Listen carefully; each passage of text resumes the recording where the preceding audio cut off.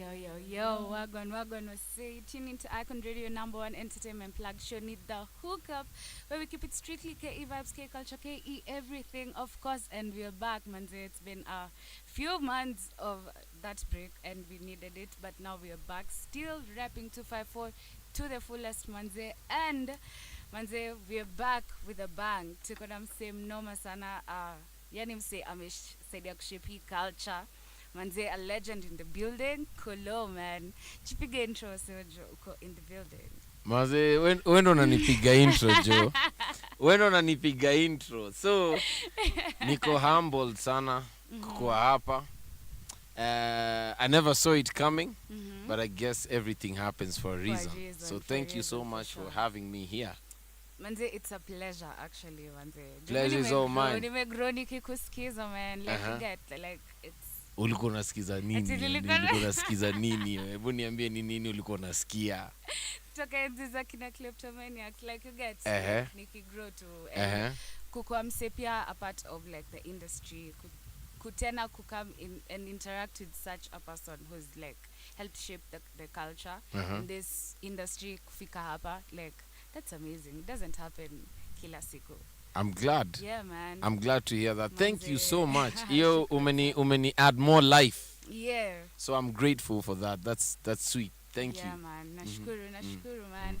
So, I'm gonna dive into it so quick.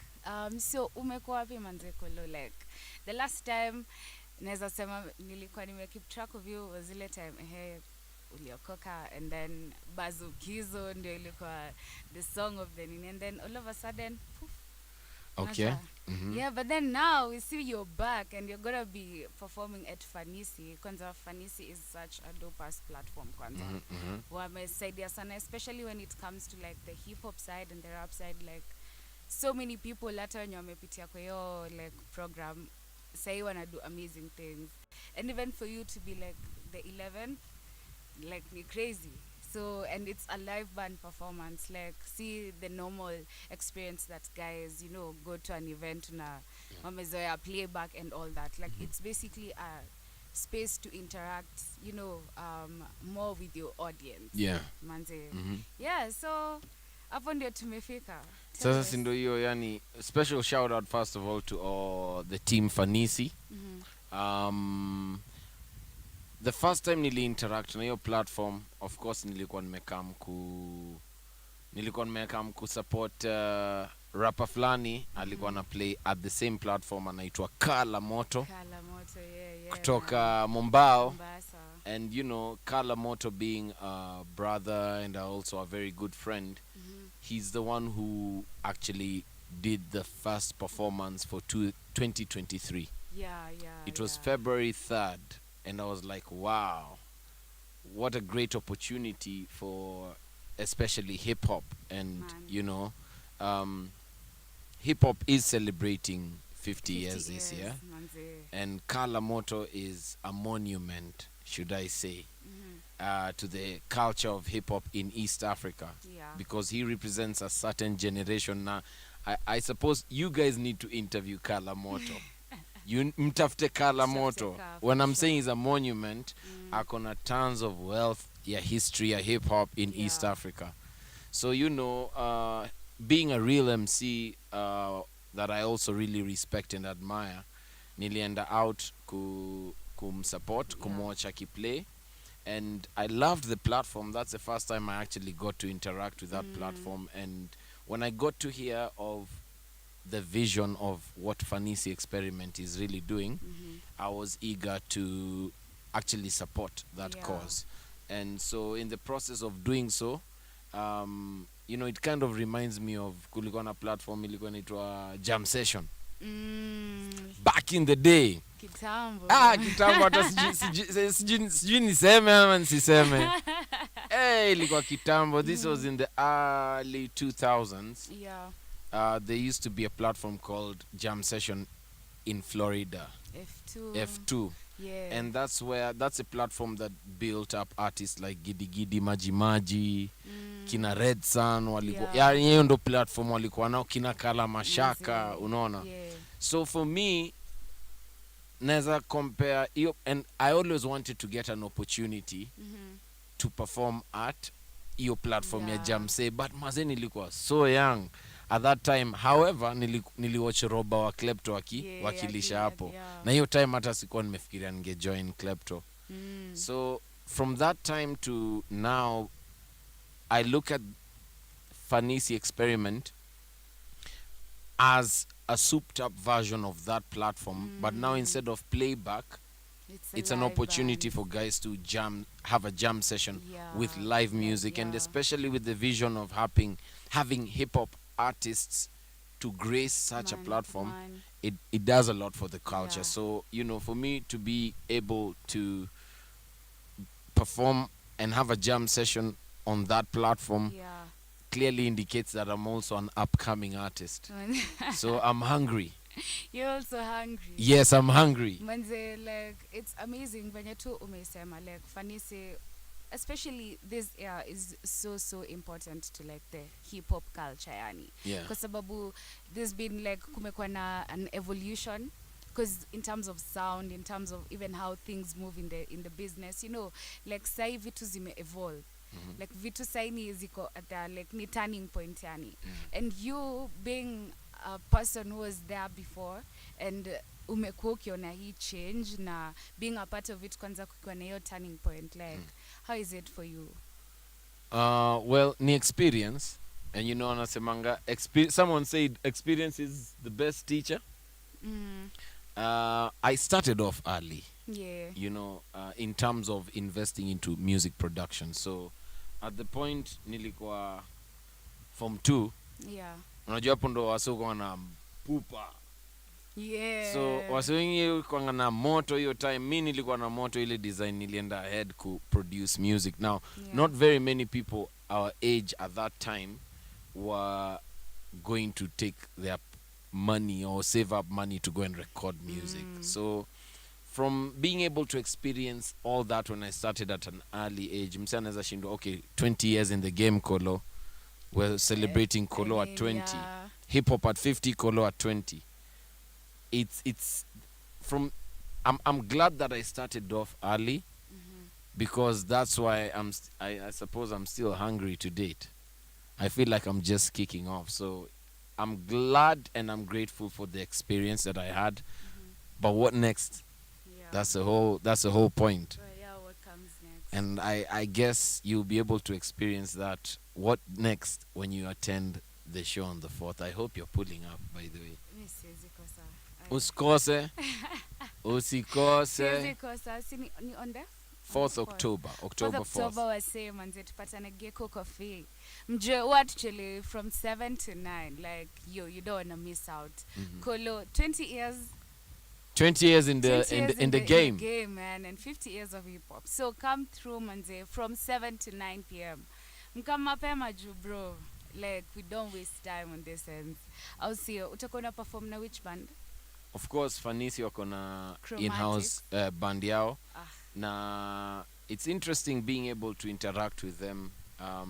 Fanisi Experiment primarily is all about nurturing talents and the younger ones. So for me, it's an opportunity of being able to impart kitu tunaitanga musicianship.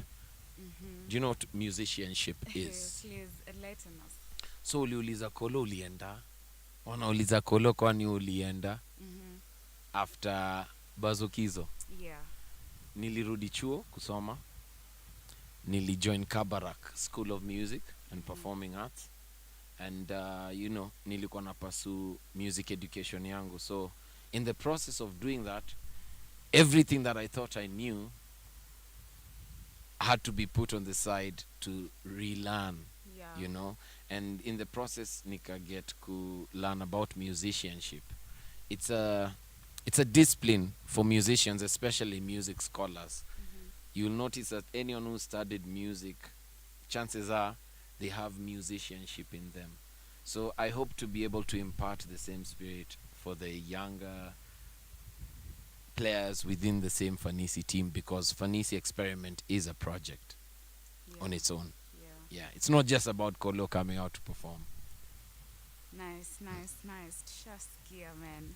Umetupeleka shule. That's so dope man. Because unajua it's quite unfortunate juu wase wakingojanga kusikia jibu wanakwanga washajijazia labda lazima ikuwe ni kitu mbaya ili happen ya msee, lazima ikuwe ni like it doesn't have to be at something positive, but like you can just take a break and try get back to yourself, work on yourself, unajua. Yep. Because his space again pia like utasikia like kuna demons mingi sana. Matimo ni rasmi. Matimo ni rasmi. Manze ni mingi sana. And kama hujui kuzihandle ama kama huwezi take time on your own and get back to yourself, it's gonna be a bit hard for you. It's crazy, man. Yeah. Yeah. But si tuko stoked manze.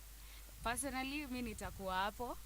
Yeah, cause I love what Fanisi is doing. Okay. I really love what Fanisi is doing, and inaweza kuwa poa sana kuna someone with like a body of work such as yours venye unajua venye ata deliver to the guys, especially unajua cause I mean hapo sasa kazi kwa bandi ya Fanisi.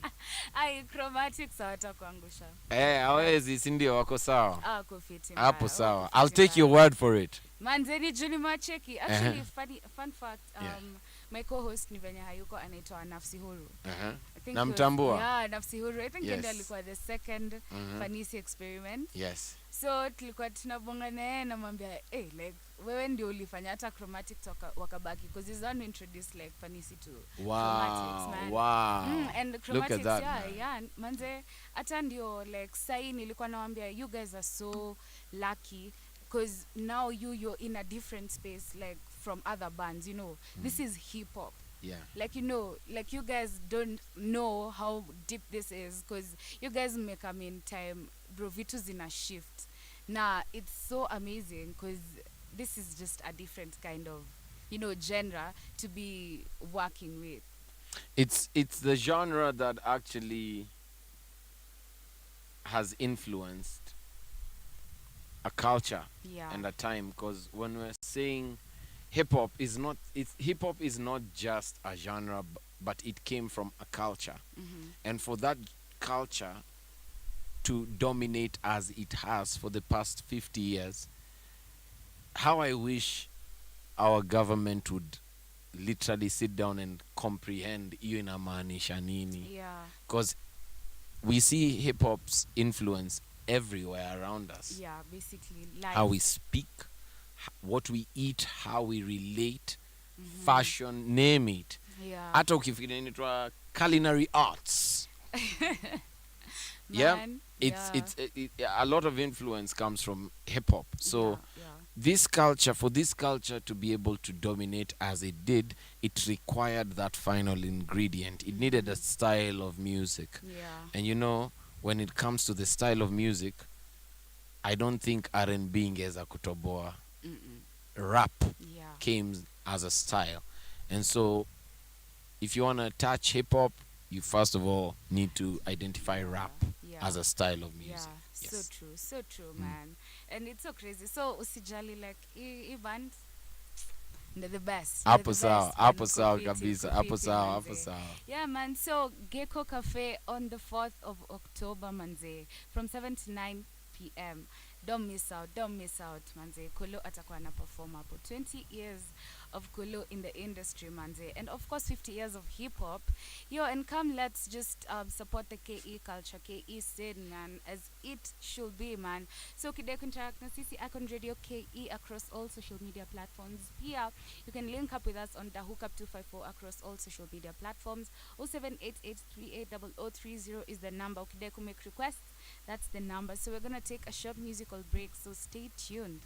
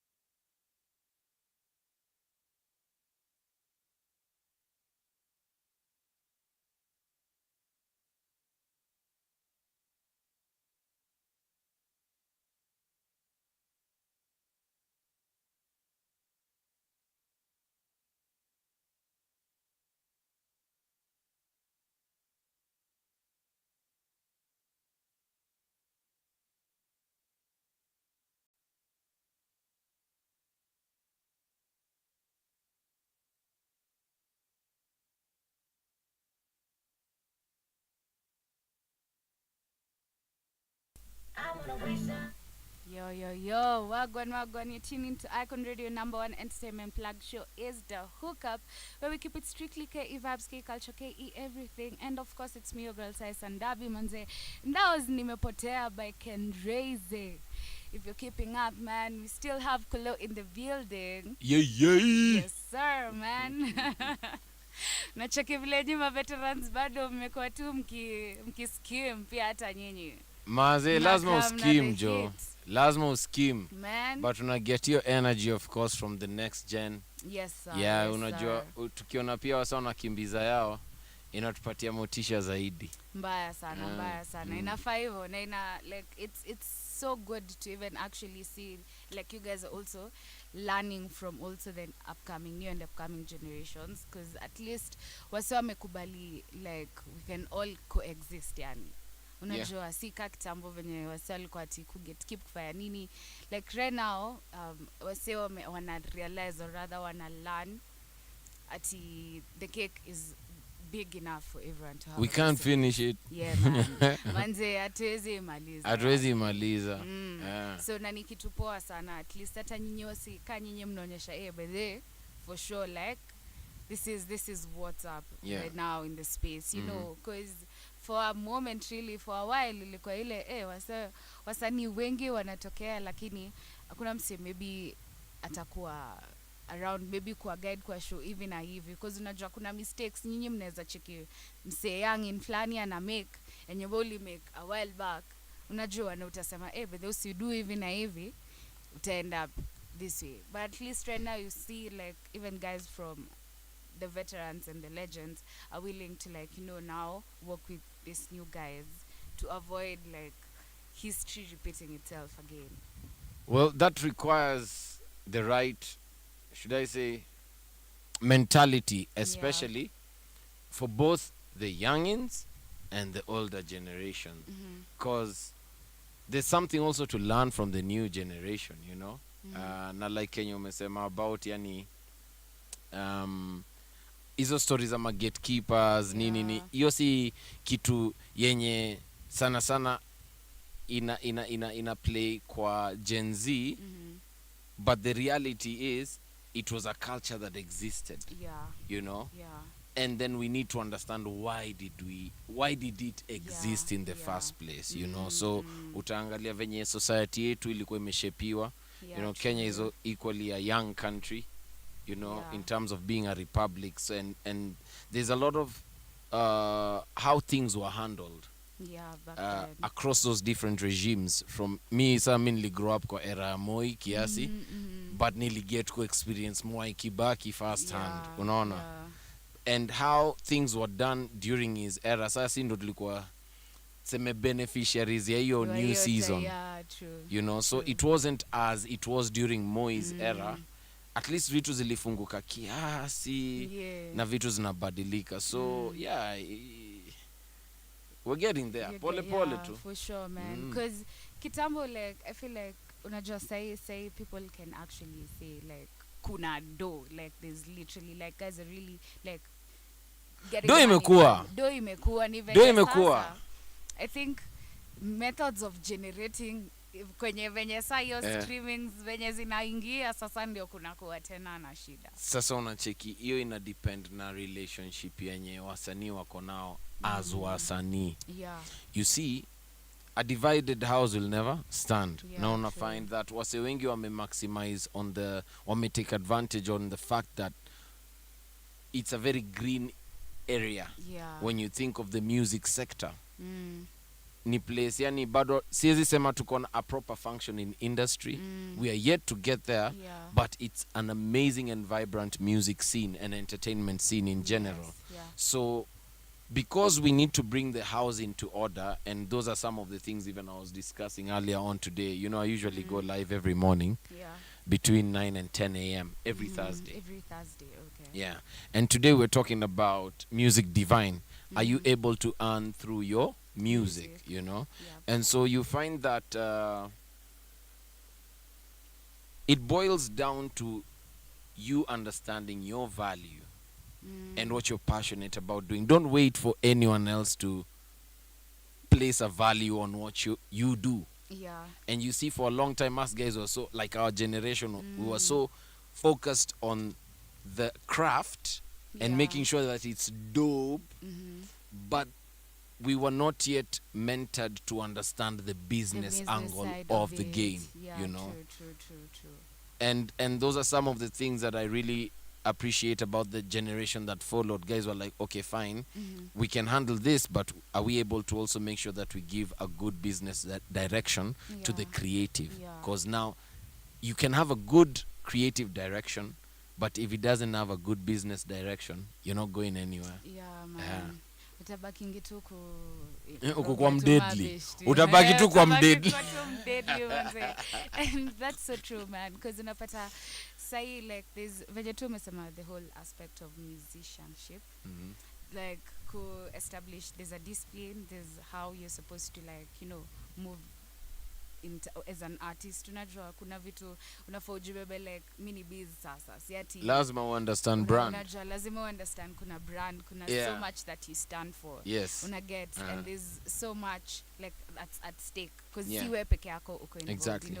apart from you, like when you go down with everyone else. That's who's, the like, thing. yeah, Now who's that's the involved, thing. yeah, in like pushing this brand. So you have to be careful, number one.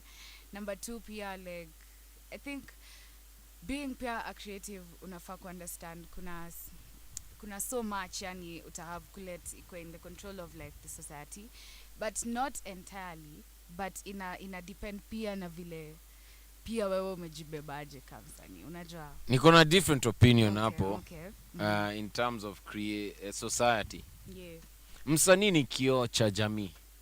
for sure. So wewe una reflect what society is. But in as much as you're doing it for entertainment, and I'll quote the words of my spiritual mentor. Yeah. Alisema, you've not just been called to entertain people. You've also been called to influence people. Yeah. You know? Yeah.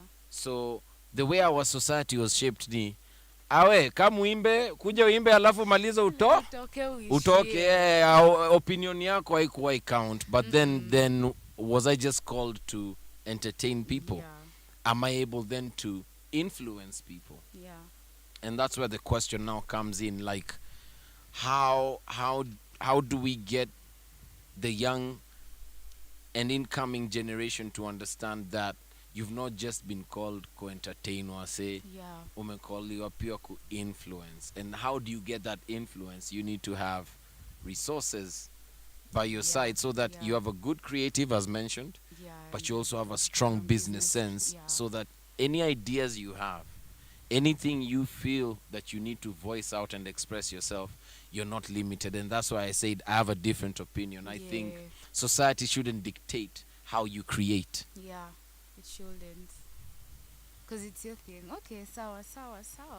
But I feel like also, since the same society that is the one that you're gonna go back to once you, like, putting your craft out there, doing your thing, like kushape pia craft yako, because unajua wase wanafaa kuelewa pia, hivi ndio nataka, ati yangu ni hivi sasa, hivi ndio mimi nimejibeba, like this is who I am, this is what I stand for, na vitu kama hizo. And of course maybe what you stand for is not what other people are gonna, like, especially our society. Exactly. You get haiwezi society haiwezi. Kenyans, let me tell you something about our people. Our people believe they own you. Manze. But they, like, kuna kwanga na entitlement plan. Sisi tutamshow. But the reality is you're dealing with a society of people who are hurt. Man. You know, they need a lot of healing. Every society has its issues, but specifically for Kenyans, I think I've lived quite enough to understand where the challenge is, and you know, that's why it makes it more interesting to be able to tell our story. Yeah. And so even as a creative, I say, if you're able to understand the purpose of the nation, you see, in the same way, uko na purpose yako, sindio? Yeah. So does the society, so does the nation, you know. Yeah. But unfortunately, not all the creatives within the cultural space understand the purpose of the nation. Yeah, And true, those are some of the things now would like to have dialogue around, so that even when you're creating, it's deliberate. You know, every time what season you're in, what are we supposed to be talking about. It's intentional. Yes, you're creating intentionally. Yeah, true.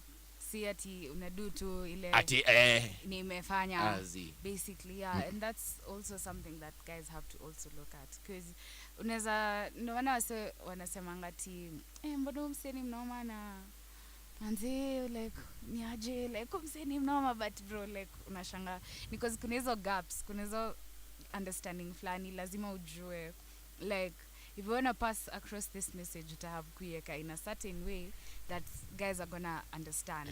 Alijuaje hiyo? How come yeye ndo anajua? How come zake zimefunguka? Manze unaona. Niko kwa present, lazima uko present. Kama uko present, like you have to be there, like unauma nje mbaya.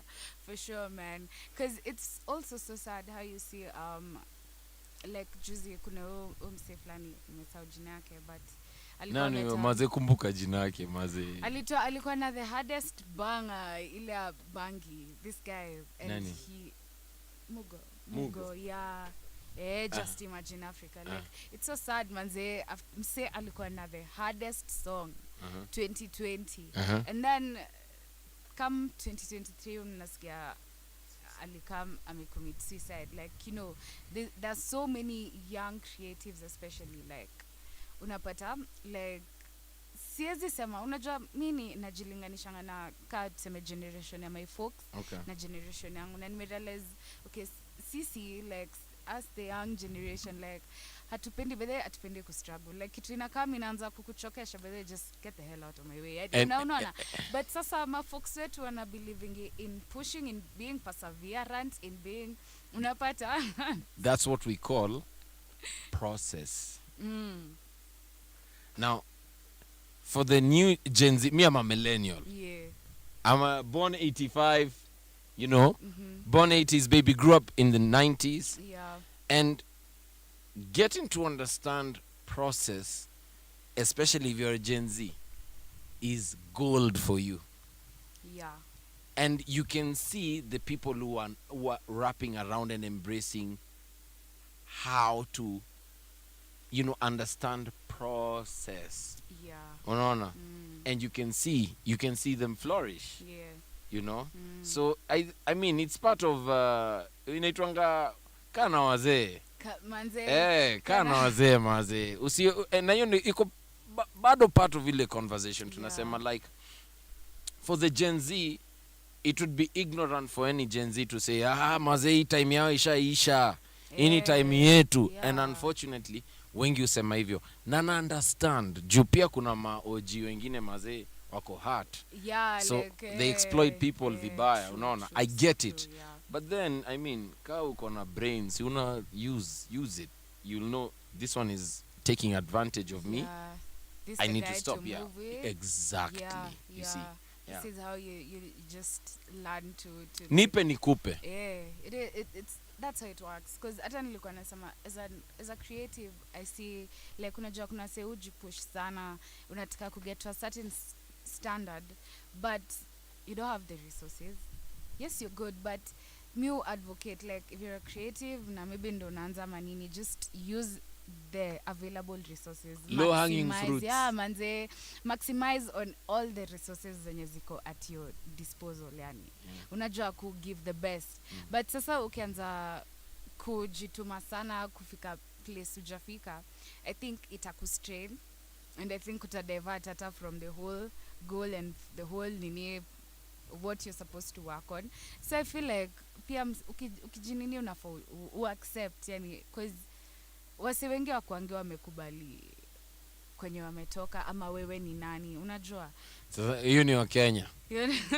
That's yani umedescribe wa Kenya spot on. Hey, I wish tunaweza producer utatusaidia tukate hiyo part tu. Your part umedescribe wa Kenya, and you know there's a genesis of all this story. Yeah. You think about how we trade. It boils back to that because time is money. Yep. And so even economy as an influence, as a sphere of influence, how we trade in East Africa was interfered with through colonialism. Yeah. West Africans didn't buy into it, neither did South Africans. And in East Africa, clearly TZ were the only ones who were kidogo lukewarm. Yeah. Ugandans said no. Walikata. Kenyans, Please. bring that colonialism here, and that then will interfere na identity yetu as Africans. Yeah.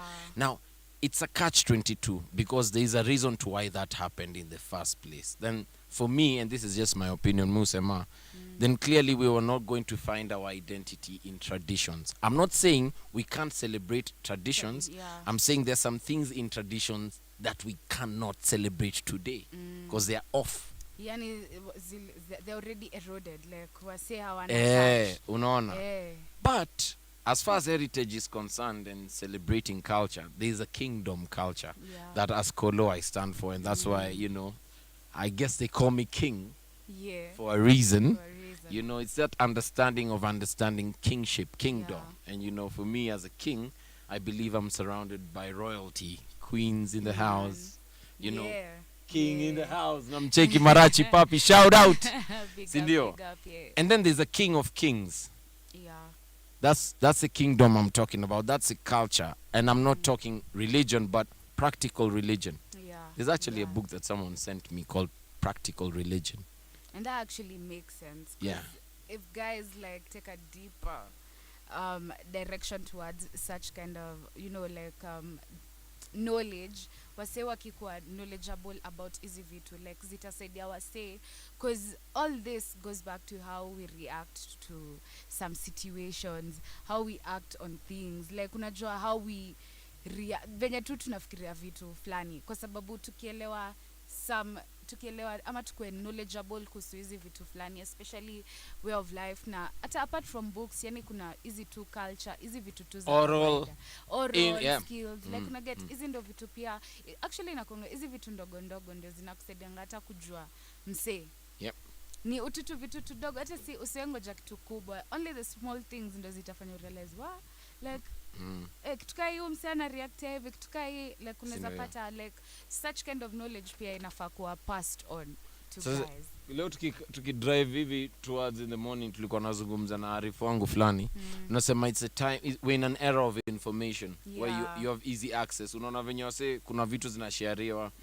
So now I want you to put a pin on this. Kuna wase uscroll kwa mafoni zao. Kuna watu tofauti wawili wenye uko anga kwa phone. Kuna wale wana scroll, wao wana scroll tu. Wako tu wanapitia tu. Wana scroll, but kuna wale wana scroll wakitafuta premium products. Na kuna information, sai kuna gap ya get as much information as possible to be able to be knowledgeable. But at some point, getting a premium product as is will be expensive. Getting this information won't be easy. True. That's a different season, That's a different season, man. So I think, like, as you said, your art was still wanafaa to take time. Like, as you've said, you went back to school, like, you know, completed your music education. Like, when Kenya ulikuwa unajua, you had to put it aside, like, relearn a whole other process. You know, like, kuna vitu ulikuwa umejua, even ndio ziko, but once you learned other stuff, like, you're like, okay, so I guess I was moving about it the wrong way. Now that I know there's this and this that was amiss, I mean, I'm gonna make this better, and vitu ka hizo. So wase anafaa kuwa knowledgeable, like knowledge inasaidia sana. You have to be knowledgeable. Inasaidia sana, especially kwa this creative side of ours, like inasaidia sana. Unakuwa inaitwa knowledge and wisdom is equals to discernment. So kuna wale wase wako na wisdom but hawako knowledgeable. Na kuna wale wako knowledgeable na hawana wisdom. Ndio maana utapata mnauliza guy, umsevenye nilikuwa nadhani anakuanga anadu kitu kayo, because bro, like msana anaweza kuwa nadhani ni mjanja lakini buda ni duanzi tu. Hayuko rada, unaget. Na sasa ndio hata like ninakwanga also the beauty about this space, because utapata nao say utaona yeye msali kwa form bro, wewe umepiga shughuli yako, and then at the end of the day you're like, what why am I here with this person? Mbona niko hapa ni msee? So like hizo ndio basic like skills zenye nasema inasaidia pia wasi kumove like because at a space lazima kuwe patient Sindo hiyo. That's why I'm crying, man. Let as many people in Gen Z be able to embrace patience. It's not just a principle. It's not just a discipline. It's a fruit of the Holy Spirit. Manze. For real, that is so deep. Like, ni so deep. Because, hey, okay. Because hata mimi niko zile za nimework na artists wenye sasa ile wasi ndio wana boom sahi. And it hasn't been easy. Like, unajua najambia enyewe. Like, it doesn't happen overnight. Like, you know. Yep. So, hata my folks, like, kuna times tunabonganga niko like enyewe. Because my bro, anakuangulia hapana, lazima kani kitu hai. Kweli mimi niko zile za Buddha. Like, kweli kakitu kadogo hivi uwezi deal nayo, lazima ufanye escalate kwe bigi hivi, like unapata. So najiuliza kumbe yani nakuanga hivi hata mimi kumbe nikifanya hizi vitu. So you just like nikasema I have to do better. Wewe niambie, kuna siku venye tuli release Bazo Kizo kuna wasa walikuwa wanaandika kwa comments ati na huyu mjamaa anafaa kuconsider kudo music, ako sawa? It's true. Kuna wasa wale walikuwa wanafikiria mazee ama new artist. Buddha. Unaona? Manze. Na hiyo ndio nasema yani it's been a journey, and you know, for me personally na focus on to go beyond music. Hiyo ndio the motto. COLLO says beyond music, to go beyond music. Yeah. Na iko in line na philosophy fulani ya kuweza kuamplify love. You know, hiyo ndio philosophy yetu. Yeah. Mission sana ni ku develop a creative industry through its cultural actors in collaboration with the different sectors to get these ones to dialogue on leadership and wellness. So I'm very big about leadership and wellness and dialogue especially. And I feel like, that is like we're lacking such kind of platforms. Naweza sema hata hizi workshops zina happen. I'd say yes, like okay, work on a good intentions, but how they execute it unapata at the end of the day like hata hawakuwa yani ilikuwa tu do itoke na hiyo si ndio kufanya vitu hivi unapata professionalism. Aris ali mention like you know inakuwa sa inafanya kuna kwa na so many question marks places mob like unajua. So such kind of platforms zenye kuna kwa na our creatives wanapata from this side, and once guys realize like through this platforms ama through this kind of information and knowledge, like inasaidia hata in terms of making the synergy of the artists and the creatives in the space more solid. Unajua wase wataelewa why they need to work together and they have to work together. Now, not all of them. Not all of them are good. There's the few who are like-minded. Because you don't want to mentor the next suicide bomber, God forbid. Yeah. You know? Yeah. And only the ones who are interested. Because there are some people who... Awako hapo, nyishindeni hapo. Unakuja, unatumenta kwa nini? Nani wamekuambia tunaka kumentariwa? Yani, yeah, that's how it is, man. But, yeah, I feel like kunafaa kukuwa na more opportunities, more spaces that now are like genuine and are for real down to moving towards that direction. Spaces ziko, awareness ndo I feel ina need kuduiwa. So that wase wajue, hizi spaces ziko na ziko hapa. And I feel like it also goes back to the intention, being intentional about, you know, what you're doing. Motives and intentions are the two most important things that you need to consider when interacting or engaging with anyone. Yeah, man. Yo, that's COLLO in the building, manze. All that wisdom, manze. Tune into Icon Radio, #1 entertainment plug show, Need the Hookup, where we keep it strictly KE vibes, K culture, KE everything. Of course, it's your girl Saisa Ndabi, manze.